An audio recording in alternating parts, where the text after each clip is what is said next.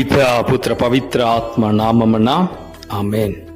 క్రీస్తునాథునందలి ప్రియ దైవబిడ్డలారా, మే నెల మరియమాత పూజిత మాస వాక్య ధ్యానాంశానికి అందరినీ కూడా యేసు నామములో ప్రేమతో ఆహ్వానిస్తూ ఉన్నాను. ఈ యొక్క మే నెలలో మొదటి రోజున తల్లి మరియమ్మ గారి యొక్క అద్భుతం, స్పెయిన్ దేశంలో స్తంభంపై వెలిసిన తల్లి మరియమ్మ గారు. రెండవ రోజు అర్జెంటీనా దేశంలో శాన్ నికోలాస్ మాత అద్భుతం. మూడవ రోజు తమిళనాడు రాష్ట్రంలో వలంగిని మాత అద్భుతాలు. నాలుగవ రోజు ఫ్రాన్స్ దేశంలో లూర్దు నగరంలో లూర్దు మాతగా వెలిసిన తల్లి మరియమ్మ గారు. ఐదవ రోజు పోర్చుగల్లో తల్లి మరియమ్మ గారు ఫాతిమా మాతగా వెలిసి ఉన్నదని మనందరం కూడా విని ఉన్నాం.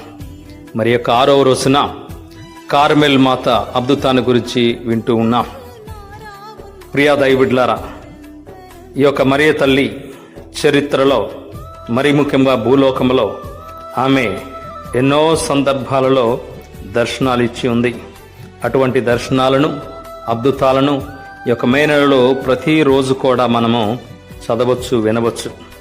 కాబట్టి తల్లి మరియమ్మ గారు 13వ శతాబ్దంలో ఆ యొక్క పునీత సైమన్ స్టోక్ అనే వ్యక్తికి, అంటే కార్మెల్ సభ అధిపతికి తల్లి మరియమ్మ గారు దర్శనమిచ్చిందని చెప్పేసి ఈ యొక్క చరిత్ర తెలియజేస్తుంది. మరి ముఖ్యంగా కార్మెల్ అంటే ద్రాక్ష తోట. ఇశ్రాయేల్ దేశంలో కార్మెల్ పర్వతంపై మనందరికీ తెలుసు ఏలియా ప్రవక్త కాలంలో జరిగిన ఆ యొక్క అద్భుతం. కాబట్టి ప్రియా సహోదరి సహోదరులారా, తల్లి మరియమ్మ గారు 1251వ సంవత్సరం జూలై 16వ తేదీన అతనికి దర్శనమిచ్చి స్కాపులర్, ఉత్తరీయం అనే ఆ యొక్క వస్త్రాన్ని భుజం మీద ధరించమని బహుకరించింది. దానిని ధరించిన వారిని ఆ తల్లి కాపాడతానని వాగ్దానం చేసింది. ఈ విధముగా ఈ యొక్క పండుగ అప్పటి నుంచి ఇప్పటి వరకు వాడుకలోనే వస్తుంది. మన యొక్క ప్రాచీన కాలంలో గత 30-40 సంవత్సరాల కాలంలో కూడా ఈ యొక్క ఉత్తరీయాన్ని మన యొక్క మెడలో ధరించిన సందర్భాలు ఉన్నాయి. ఆ యొక్క కార్మెల్ మాత ఆ సభకు రక్షకురాలిగా ఎల్లప్పుడూ కూడా తోడ్పడుతూ ఉన్నది. ఇటువంటి సభ ద్వారా తల్లి మరియమ్మ గారు భక్తి ప్రపంచవ్యాప్తంగా విస్తరించింది.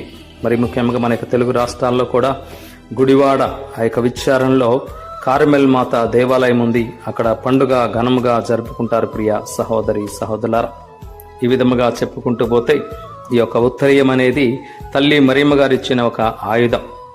అది పిశాచి తంత్రం నుంచి రక్షిస్తూ మరి మనందరిని కూడా దైవ మార్గం నడిపించడానికి ఒక చక్కని ఆయుధం అని చెప్పేసి ఎవరైతే ఆ యొక్క ఉత్తరీయాన్ని ధరిస్తారో ప్రభైన దేవుని యొక్క అనుగ్రహాల ద్వారా ఆమె ఆధ్యాత్మిక కన్వర్సేషన్లో వాళ్ళకి నేర్పిస్తూ నడిపిస్తూ మరి మన పాపంలో ఉంటే మనందరిని కూడా లేవనెత్తారని ప్రతిజ్ఞ చేయడం ఈ యొక్క అద్భుతం యొక్క ఉద్దేశం.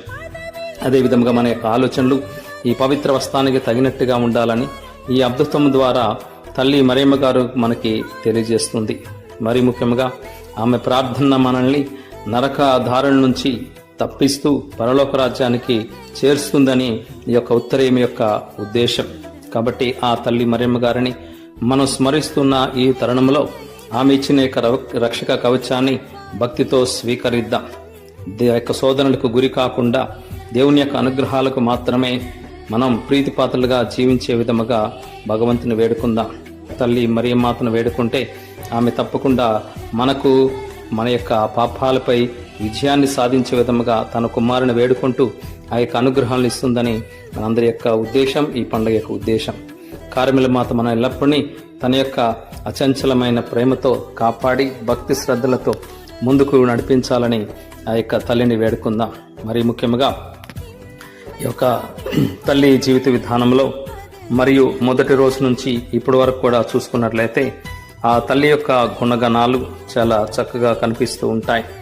మొదటి రోజున ఆమె యొక్క గుణం వినయ గుణం అని చెప్పేసి, రెండో రోజున ఆ తల్లి యొక్క గుణాన్ని విధేయత గుణమని, మూడో రోజున ఆ తల్లి యొక్క గుణాన్ని సేవా నిరతి గుణమని, సేవ చేసే గుణమని చెప్పేసి, మరి నాలుగవ రోజున తల్లి మౌనంగా ఉంటూ అన్ని పనులు చేస్తూ దేవునికి ప్రియమైన వ్యక్తిగా సాక్షిగా నిలిచిందని తెలియజేస్తున్నారు. అదేవిధముగా ఐదవ రోజున తల్లి మరియమ్మ గారి యొక్క విశ్వాసాన్ని గురించి చాటి చెప్తున్నాం. ఆమెకున్న భక్తి శ్రద్ధలు, విశ్వాసము మనందరినీ కూడా ముందుకు నడిపిస్తుంది. ఆ తల్లి వలె మనందరూ కూడా విశ్వాసం ఉండాలని చెప్పేసి భగవంతుని వేడుకుందాం.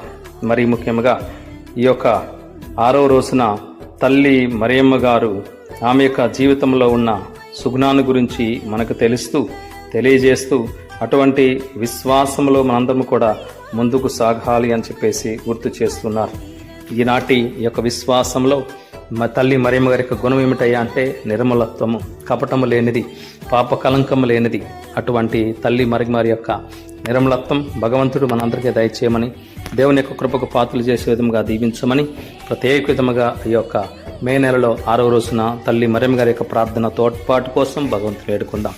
ఎవరైతే ఈ యొక్క వాక్యాన్ని వింటున్నారో, ఎవరైతే ప్రతినిత్యం కూడా జపమాలను జపిస్తున్నారో అటువంటి ప్రతి బిడ్డ దేవుని యొక్క అనుగ్రహాల ద్వారా దీవించబడాలి అని, మరి ముఖ్యంగా తల్లి మరియమ్మ గారి యొక్క అద్భుతాలు మనందరి యొక్క విశ్వాసాన్ని బలపరచమని త్రిత్వాయిక సర్వేశ్వరుడి నామములో అడిగి వేడుకొనుచున్నాము తండ్రి, ఆమేన్.